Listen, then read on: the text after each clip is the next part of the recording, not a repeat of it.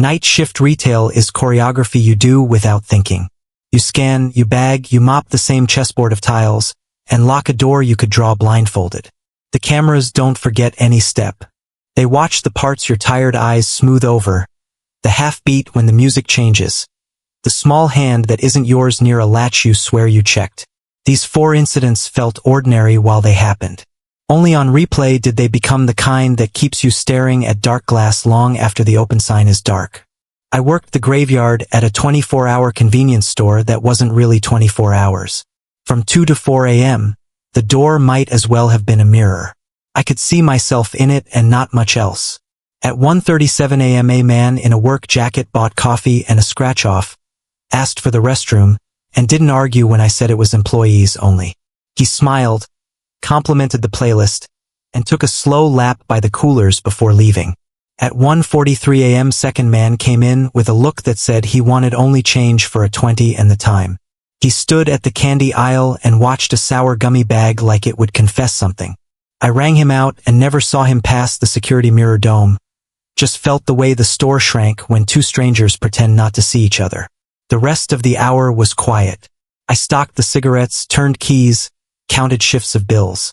Twice I thought I heard the backroom door kiss its frame, once soft, once softer. The compressor in the walk-in can mimic a knock when it's bored. At 3:02 the coffee urn hissed like bad breath and I wiped the counter for the 8th time. At 3:15 a.m. patrol car drifted past and the headlights brushed the chip rack. Something small blinked. I told myself it was metallic printing. Slept eye open until the opener arrived. We watched the overnight together in the office, the hum of the DVR louder than the morning radio. On replay, the jacketed man wasn't just admiring the playlist. He angled his body so his phone's black mirror could see the reflection of my fingers when I keyed the cigarette cabinet. The second man never left the candy aisle. He sank behind the end cap during a card decline and held the backroom door an inch with 2 gloved fingertips when I brushed past with a mop bucket. That inch mattered. Kept the latch from catching. At 2:23, with me on my knees readying a trash bag, a shoulder slid through the cracked door and froze when I stood. In normal time, there had been no one. On replay, there was a person shaped like patience, still as a product display, watching me count bills through the slat of the office blind. He waited 31 minutes. At 2:54, the patrol car's sweep painted his cheekbone silver. That blink I'd blamed on foil was an eye. The chain I'd set casually on the backroom door, muscle memory not diligence, stopped him from testing the knob more than once. At 3:12 he oiled himself back through the inch and was gone. The thing I'd heard wasn't a compressor. It was a person learning the building by breath. In the morning we changed codes and moved the convex mirror. The strangest part was that nothing was stolen. The night had simply taken a practice run and left. At the pharmacy, closing meant the same steps in a different smell. Isopropyl, paper dust, printer heat. We were 3 on the late shift, me, a tech, and a pharmacist who could read 5 insurance cards at once. 10 minutes to close, a man in a windbreaker bought a phone charger. He made eye contact the way people do when they need you to remember their face. He asked about battery recycling and pointed to a sign that hasn't been accurate since 2019. While I walked him to the kiosk, he drifted near the consultation window and admired a poster about flu shots like it was art. We closed at 10. The gate dragged down, the locks thunked. The end-of-day safe count began. The night felt like any other. Squeak of the auto scrubber in cleaning, a cartwheel stuck in an echo loop, a printer somewhere yawning out a register tape we wouldn't read until morning. What we didn't hear until we pressed play at 11:06 was the whisper of a sticker lifting and a small camera waking. Security had called because the alarm pinged the consultation bay, then went quiet. On replay, you could watch the choreograph we'd missed in live time. While I answered a price check at the front, the windbreaker man put a hand on the edge of the counter and palmed a white disc, the kind that finds things, onto the underside of the shelf with a smear of double-sided tape. The lens pointed at the keypad where we log in to the controlled cabinet. He left before close and stood across the street under a bus ad that made everyone look like they were selling their teeth. The second camera angle caught the reason the alarm had chirped. The cleaning crew popped the gate up one panel to snake the scrubber hose under. And in that inch the bus stop man lifted his phone as if he were checking the weather. Back inside, I tapped the login code with my body blocking almost all of it. Almost. The reflection in the glass of a framed certificate across from the keypad showed my last 2 digits like a magic trick you don't learn until you've been robbed by it. At 10:47, with the safe settled and the gate still a palm above the sill for the hose, the back door rattled once. We heard nothing then. On replay it was obvious. Someone testing whether the keypad code for the cabinet was also the keypad code for the rear. It wasn't. The alarm chirped again. A bored cat complaining. The tech laughed, said, "I hate that thing," and muted it. In the DVR glow, you can see the bus stop man check his phone at the same second the chirp died, then walk away like a man whose trick didn't bite yet. The creep wasn't the almost breach. It was the knowledge we'd provided practice without knowing it. The next day, the manager replaced the certificate glass with matte and moved the keypad. We peeled a white disc from under the shelf with one panicked fingernail.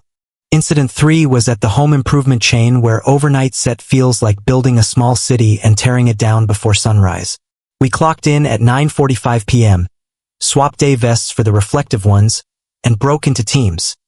2 on garden center, 2 on lumber, me and Hector on tools and front-end resets. Closing locked the public doors at 10, but vendors with badges can still float until 11. At 10:32 a.m. guy in a safety vest with a brand logo I only half recognized wheeled a 2-wheeler through tools, nodded like we'd met, and asked where to stage returns. He had the right walk. A little bored, a little in a hurry, radio on his belt, lanyard full of cards. I pointed him toward receiving and kept working a pegboard planogram that did not care how much my shoulders burned. By 12:15 the building shrank to the crew and the one security guard who makes rounds like a metronome on steel-toed boots. The store at night is honest. You hear machines breathe. You learn which aisles sing when the air handlers flip. You know the clack a bay door makes when wind finds it. Twice I heard a light tap in tools like a price tag flicked. I chalked it up to HVAC and moved a shelf. At 1:07 the garden crew radioed that motion lights outside kept tripping. Wind again, someone said. Our guard waved a flashlight at the cages and the fence did that chain link shimmer and then went still. We worked. It wasn't until we ran the DVR at 3:50 that the night rewrote itself. The vendor in the vest wasn't on the receiving log. On camera 2, you can watch him angle the dump bin at the aisle mouth just far enough to pinch the dome camera's view into a blind. He kneels to tie a boot and tucks a rubber door wedge under the crash bar at the side exit. An inch of insurance. On camera 4, he raises his phone like he's checking a text at the end cap that faces the office window. In the cheap glass of a framed safety poster, our manager's hands reflect keying the back office keypad. 2 digits clear, 2 ghosted, enough for someone who was already guessing. At 12:19, after the last vendor scan out, he returns from the garden side, not through a door but from under a half-lifted cage panel our tired eyes missed. He moves like furniture, low and slow, flat to end caps, pausing when the guard's boots pass above the concrete echo. At 12:28, he sets a step ladder we left by a promo tower and lifts a ceiling tile in the seasonal aisle 3 inches with 2 fingers, then lowers it. A test. At 1:05, those tool aisle taps line up with him peeling a product card to stick a white disc under the lip of the register's printer shelf. It blinked exactly once. None of us noticed because we were watching our own hands. The creepiest frame wasn't him moving. It was him not moving. 37 seconds frozen by the crash bar. Listening, fingers an inch from the wedge, practicing a thing he clearly didn't plan to finish that night.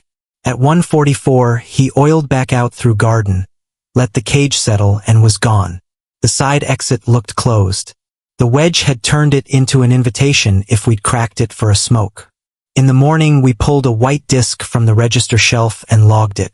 Loss prevention scrubbed the footage and pointed out what I hate most about night shift replay. How tidy and almost can look. The man didn't steal. He mapped.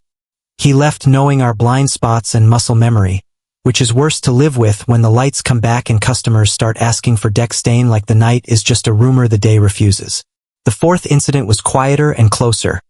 A strip mall dollar store where closing takes 15 minutes because everything is cheap enough to move with 2 hands and the floor machine squeals no matter who drives it. It was me and Tiff that Sunday, the kind of night when the last customer stands under a security dome and counts coins like he's on stage. He left at 9:56. We locked at 10 on the dot, killed half the fluorescents, and started the count in the tiny office that has a window because the lease requires managers to be able to see retail space from a secure position. That window is a rectangle of very clean glass that makes you feel visible even when you're behind it. At 10:18, we heard the thunk of a hand on the glass of the front door. Not a knock. More like someone setting their palm there to test temperature. I looked up at the monitor and saw nothing at the door camera but our own aisles yawning like open mouths. Thunk again, now a little to the right, and the bell of the back door's contact chirped, then shut up. The floor machine was off. There was no wind. Tiff asked if I'd armed the rear. I had. I tapped the alarm keypad for status. Green all around. We went back to counting fives. In the morning, the district manager called to ask if we'd noticed anything off. Loss prevention had pulled the overnight because the mall's exterior camera caught a man hanging back after close, walking our windows like a dog nosing a fence. On replay, you can see the trick he practiced that we didn't know to clock. At 9:54, before we dropped the gate, he paused by the sunglasses spinner and pulled a pair with a flat mirror finish. He tried them on, took a selfie, put them back, then bought batteries he didn't need. When we locked up and lit only every other row, he returned to the glass and used the mirrored shades as a periscope, holding them against the glass to bounce a view around the corner angles our door camera can't see. That thunk we heard was him setting the glasses each time for a better angle into the office. While he did it, a second figure slid along the backside of the building and lifted the rear latch a hair. The magnet on the contact stuck, the alarm stayed green, and the latch rested on a coin someone had wedged. Ours, probably, dropped and swept under and forgotten, the perfect thickness to keep wood from kissing metal. When I checked status and saw green, he saw me do it in the reflection of a shiny impulse rack sign. In the office monitor's top right, you can freeze a frame that catches his hand above his head, holding the sunglasses like a makeup mirror, our faces tiny in the lens. At 10:20, he tried the rear door once. The coin slipped. The latch caught. The contact chirped from trying and failing. He left the way patient people do, already building the next version in his head. We only knew any of it happened because our morning opener wondered why a pair of sunglasses was smeared with a thumbprint the size of a plum at kid eye level on the glass. We pulled the DVR, watched the man practice the oldest magic, using a mirror to see around the rule we thought protected us. The change we made after wasn't dramatic. We taped dull paper inside the office window so we could see out and no one could bounce a view in, replaced the rear strike with one that doesn't forgive a nickel, and added a sweep of the doors with a magnet and a hand before the count. On replay, he looked mild, ordinary, rehearsed. That's what the cameras are for. They don't get bored by ordinary. They wait long enough to tell you the part you missed when you were being human.